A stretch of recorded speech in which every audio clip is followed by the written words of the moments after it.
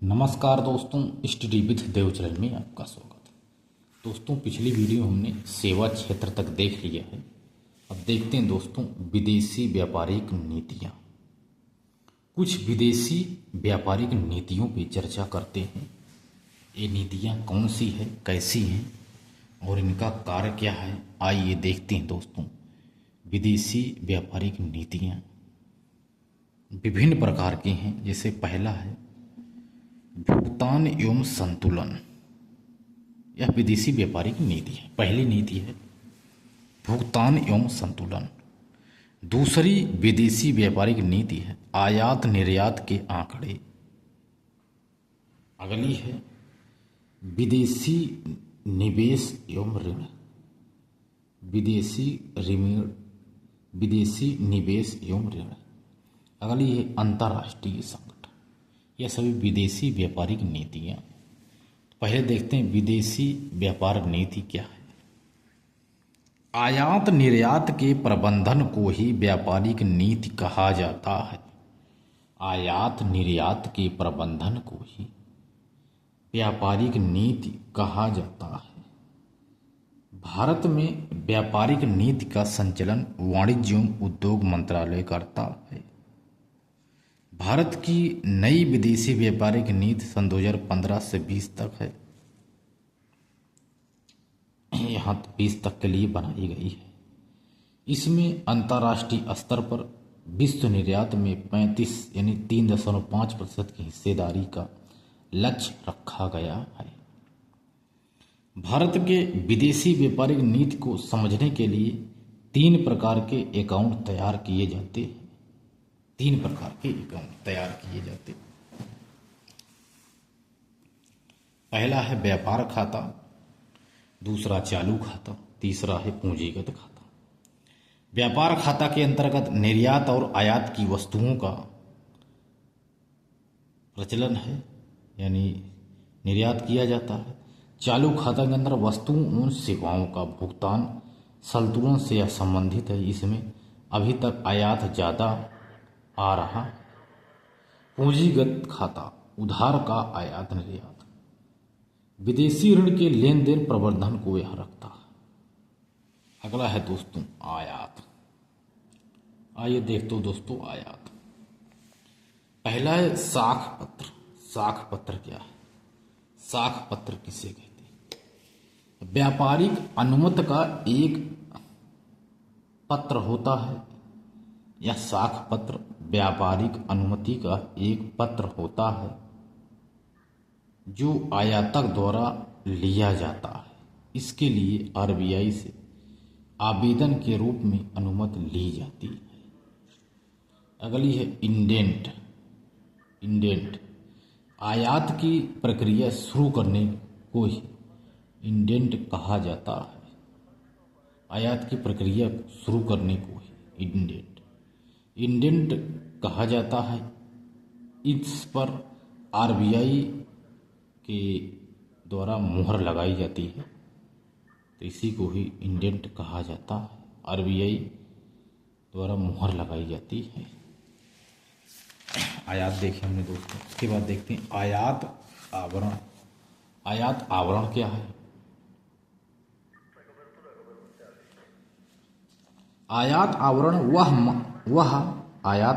वह माह की संख्या होती है। जो आयात आवरण है वह माह की संख्या होती है कि रिजर्व विदेशी मुद्रा से दिया जा सके।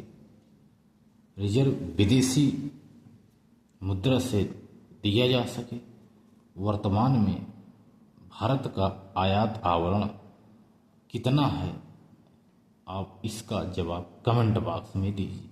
वर्तमान में भारत की आयात आवरण का समय माह कितना है? इंटीपोर्ट क्या है? इंटीपोर्ट जब निर्यात करने के लिए किसी वस्तु का आयात किया जाता है, तो ऐसी वस्तुओं को जब निर्यात करने के लिए किसी वस्तु का जो आयात है किया जाता है, तो वह इसे वस्तुओं को निर्धारित करने के लिए सर्वाधिक पूंजीगत वस्तु करते हैं। तथा इस प्रक्रिया को एंटीबॉडी कहा जाता है। तो एंटीबॉडी क्या है? जब निर्यात करने के लिए किसी बहु का आयात किया जाए तो ऐसी वस्तुओं को निर्यात संवर्धन पूंजीगत वास्तु कहते हैं तथा इस प्रक्रिया को एंटीपोड भी कहा जाता है। अब देखते हैं भुगतान संतुलन पक्ष को भुगतान संतुलन को पक्ष में रखने के उपाय। भुगतान संतुलन को पक्ष में करने का प्रयास पहले का है रुपयों का अवमूल्यन, यानी 1949 ईस्वी में। अगला है लाभ, निर्यात बढ़ेगा तो आयात घटेगा। यदि किसी चीज का भी निर्यात यदि बढ़ा निर्यात तो उसका आयतन भी बढ़ जाता है, आयतन घट जाता है उसका, यदि निर्यात कहीं बढ़ता है तो। अगला है दोस्तों, रुपए के मूल्य विदेशी मुद्रा के सापेक्ष कम हो जाते हैं। रुपयों के मूल्य किसी मुद्रा के सापेक्ष कम हो जाते हैं। रुपए की परिवर्तनशीलता, रुपए की परिवर्तनशीलता क्या है? अपनी से आरबीआई के बिना आसानी से आरबीआई के बिना विदेशी मुद्रा भारतीय मुद्रा में परिवर्तन होना चाहिए, जैसे डॉलर, येन, पाउंड और यूरो। ना 1910 डॉलर, येन, पाउंड, यूरो। यह गांव की परिवर्तनशीलता है। गांव की परिवर्तनशीलता की बात की जाए दोस्तों, आसानी से आरबीआई के बिना विदेशी मुद्रा भारतीय मुद्रा में परिवर्तित होना, जैसे डॉलर, येन, पाउंड, यूरो। यूरो में 29 सदस्य और 28 सदस्य थे। यूरो में 18वां क्रोएशिया था, 8वां क्रोएशिया था, 7 दोष हो गए। व्यापार खाता 1993 में शुरू किया गया। व्यापार खाता तथा चालू खाता पूंजीगत खाता 1994। तारा शिव किशोर नहीं दोस्तों, हम राज्यों की रुपए की परिवर्तनशीलता देखते हैं। तो आसानी से आरबीआई के बिना विदेशी मुद्रा भारतीय मुद्रा में परिवर्तन होना, इसे ही रुपयों का परिवर्तनशीलता कहते हैं, जैसे डॉलर, येन, पाउंड, यूरो। ठीक है दोस्तों, चालू खाता पूंजीगत खाता से अलग हो गया, यानी यूके अलग हो गया तो यह भी अलग हो गया। चालू खाता पूंजीगत खाता, चालू खाता 1994, पूंजीगत खाता ताराकोश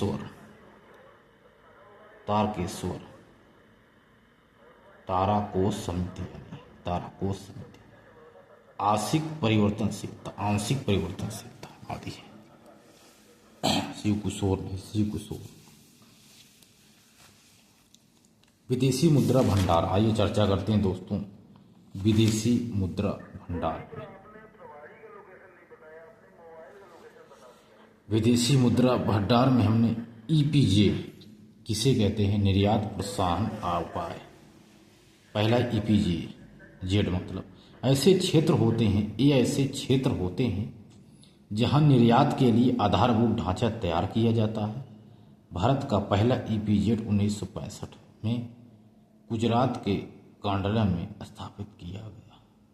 वर्तमान में कुल 8 ईपीजेड क्षेत्र हैं। कांडला, कोचीन, चेन्नई, विशाखापट्टनम, फटहा, सांताकुंज, सूरत और नोएडा, ये सभी हैं ईपीजेड के अंतर्गत। एसईजी यानी सेज के अंतर्गत क्या है दोस्तों?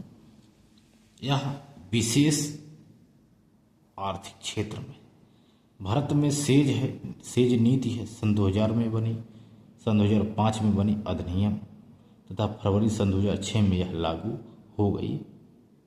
56 क्षेत्र में सेज, वर्तमान में सबसे ज़्यादा सेज तेलंगाना में है, 56 है लगभग। ऐसा क्षेत्र होता है जहां वस्तुओं के निर्यात प्रोत्साहित करने की सुविधा उपलब्ध होती है।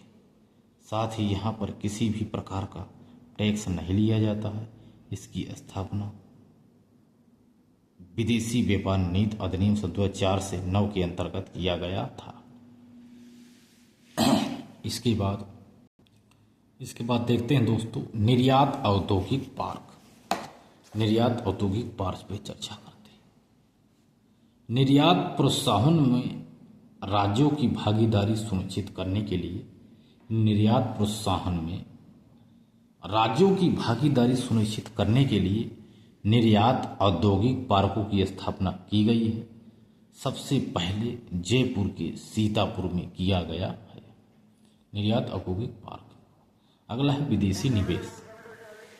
विदेशी निवेश की बात की जाए दोस्तों तो यह दो तरह की नीति है। प्रत्यक्ष विदेशी नीति यानी एफडीआई, यह अस्थायी होती है, तथा अप्रत्यक्ष विदेशी निवेश यानी यह अस्थायी होती है। एफडीआई देखते हैं, प्रत्यक्ष विदेशी नीति। जब कोई विदेशी कंपनी उत्पादन के साधनों में किसी दूसरे देश में निवेश करती है तो उसे प्रत्यक्ष विदेशी नीति कहते हैं। जब कोई विदेशी कंपनी उत्पादन साधनों में किसी दूसरे देश में यह निवेश करती है तो उसे प्रत्यक्ष विदेशी निवेश कहते हैं। यह स्थिर होता है और इसके द्वारा देश के विकास में योगदान होता है। सबसे ज़्यादा प्रत्यक्ष विदेशी नीति वाले क्षेत्र, सबसे ज़्यादा प्रत्यक्ष विदेशी नीति वाले शेष जो क्षेत्र हैं कौन है? सेवा क्षेत्र, निर्माण विकास क्षेत्र, कंप्यूटर सॉफ्टवेयर हार्डवेयर और ऑटोमोबाइल और दूरसंचार। सीटीए। सन 2012 में खुदरा बाजार में भी एफडीआई को मंजूरी दे दी गई है। सन 2012 में खुदरा बाजार में भी एफडीआई को मंजूरी दे दी गई है। वर्तमान में है ये कंप्यूटर और सेवा क्षेत्र। अप्रत्यक्ष विदेशी नीति दोस्तों क्या है? अप्रत्यक्ष विदेशी नीति यह अस्थायी, यानी जब कोई विदेशी निवेशक शेयर बाजार में लाभ कमाने के लिए निवेश करता है तो उसे अप्रत्यक्ष विदेशी निवेश कहते हैं।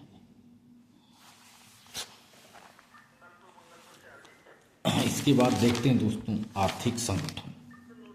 आर्थिक संगठन 1944 ब्रेटन वुड्स सम्मेलन।